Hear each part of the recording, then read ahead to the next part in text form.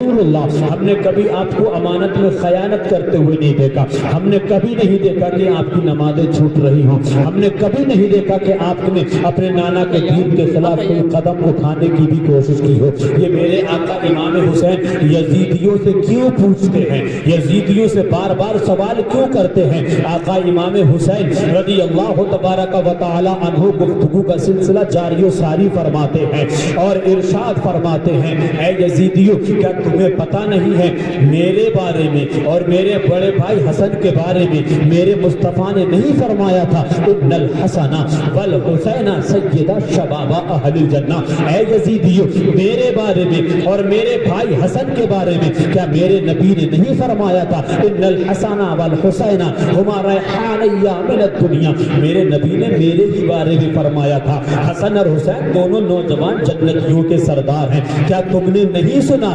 میرے آقا نے میری ماں فاطمہ کے بارے میں فرمایا تھا کہ فاطمہ جنتی عورتوں کی سردار ہے؟ کیا تم کو نہیں معلوم ہے فاطمہ میرے نبی کی بیٹی ہے، فاطمہ مولا علی کی بیوی ہے، میری ماں ہے، میرے بابا حضرت مولا علی مشکل کشا ہے؟ کیا تم نے نہیں سنا تھا میرے آقا نے فرمایا تھا حسین منی وانا من الحسین، حسین مجھ سے ہے اور میں حسین سے ہوں؟ یہ کوئی جھوٹ بات نہیں ہے، یہ میرے آقا کے زبان فیض ترجمان سے نکلے ہوئے وہ الفاظ ہیں جن کا کوئی انکار نہیں کر سکتا ہے۔ میرے نبی نے میرے بارے میں جو بیان فرمایا ہے ہزاروں صحابہ آج بھی اس کے بارے میں گواہی دینے کے لیے تیار ہیں۔ نبی نے مقام ہمارا بلند کیا ہے، نبی کے بیٹے ہم ہیں، نبی کے شہزادے ہم ہیں، اور تم خوب اچھی طریقے سے جانتے ہو ہماری رگوں میں فاطمہ کا دودھ آج خون بن کر کے دوڑ رہا ہے، تم خوب اچھی طریقے سے جانتے ہو ہم نبی کے بیٹے ہیں، ہم نبی کے گھر والے ہیں، ہم نبی کے شہزادے ہیں۔ بتاؤ تم ان حدیثوں کا انکار کرو گے؟ کیا تم اس بات کا انکار کرو گے کہ ہم نبی کے بیٹے نہیں ہیں، ہم نبی کے شہزادے نہیں ہیں، ہم نبی کے خاندان سے تعلق نہیں ہیں؟ پوری دنیا میں اس وقت نبی کے بیٹوں سے اچھی کوئی مخلوق ہو تو دنیا کے سامنے پیش کرو، نبی کے خاندان سے اچھا کسی کا خاندان ہو دنیا میں تو مجھے بتاؤ۔ آقا حضرت امام حسین تقریر فرما رہے ہیں، گفتگو کا سلسلہ جاری و ساری ہے اور آگے ارشاد فرماتے ہیں تمہیں اب بھی یقین نہ ہو تو جاؤ حضرت ابو سعید خدری سے پوچھو، حضرت انس ابن مالک سے پوچھو، یہ بتائیں گے حسنین کریمین کا درجہ کیا ہے، یہ بتائیں گے عبداللہ ابن زبیر کے امام حسین کے امام حسین کا مقام کیا ہے۔ عبداللہ ابن عمر سے پوچھو، آج بھی وہ صحابی موجود ہیں جن کی موجودگی میں ہمارے بارے میں ہمارے نانا نے فرمایا تھا حسین مجھ سے ہیں، میں حسین سے ہوں، مولا میں حسین سے محبت فرماتا ہوں، تو بھی حسین سے محبت فرما۔ آقا فرماتے ہیں جس نے حسن حسین سے محبت کی اس نے مجھ سے محبت کی، اور جس نے مجھ سے محبت کی اس نے رب سے محبت کی، اور جس نے رب سے محبت کی اس کا ٹھکانہ جنت ہے۔ آقا فرماتے ہیں جس نے حسین سے دشمنی کی اس نے مجھ سے دشمنی کی، اور جس نے مجھ سے دشمنی کی اس نے رب سے دشمنی کی، اور پوری دنیا جانتی ہے جس نے رب سے دشمنی کی اس کا ٹھکانہ جہنم ہے۔ تقریر کے درمیان میں شمر ذی جوشن اور اس کی طرح ایک اور بدتمیز قسم آدمی بیچ میں کھڑا ہو گیا اور تقریر میں مداخلت کرتے ہوئے کہتا ہے بہت تقریر ہو گئی آپ کی، بس میدان میں آئیے، لڑنے کی تیاری کیجئے۔ اور یہ سارا منظر حضرت خود دیکھ رہے ہیں۔ ارے کہیں نہ کہیں اصلاح کی تو صورت پیدا ہوتی ہے کہ نہیں ہوتی ہے، اور وہ اصلاح کی تمام صورت ہے میرے امام نے پہلے ہی پیش کر دی،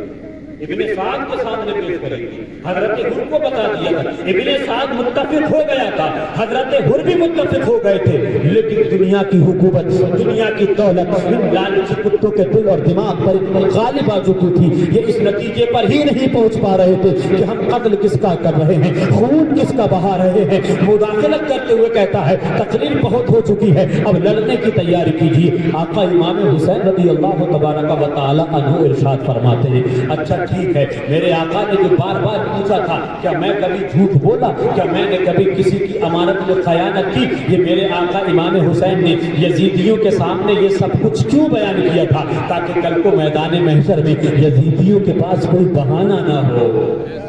یزیدیوں کو کوئی بہانہ بنانے کا موقع نہ ملے۔ جیسے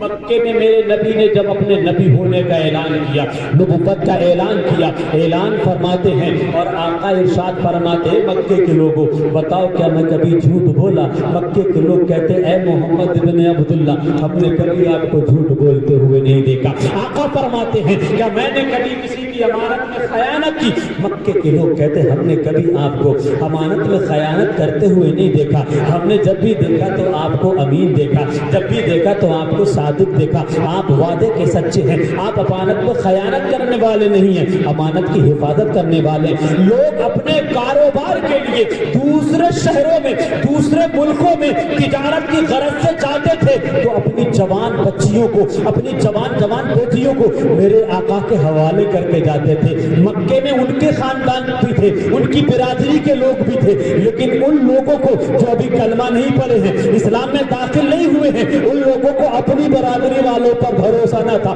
اپنے خاندان والوں پر بھروسہ نہیں تھا، بلکہ وہ لوگ نبی کو مانتے یا نہ مانتے لیکن یہ مانتے تھے کہ مکے میں اگر کوئی امانت کی حفاظت کرنے والا ہے تو وہ محمد ابن عبداللہ ہے، مکے میں اگر کوئی دامن صدق کو مضبوطی کے ساتھ تھام کر کے اپنے مذہب کی تبلیغ کرنے والا ہے تو وہ محمد ابن عبداللہ۔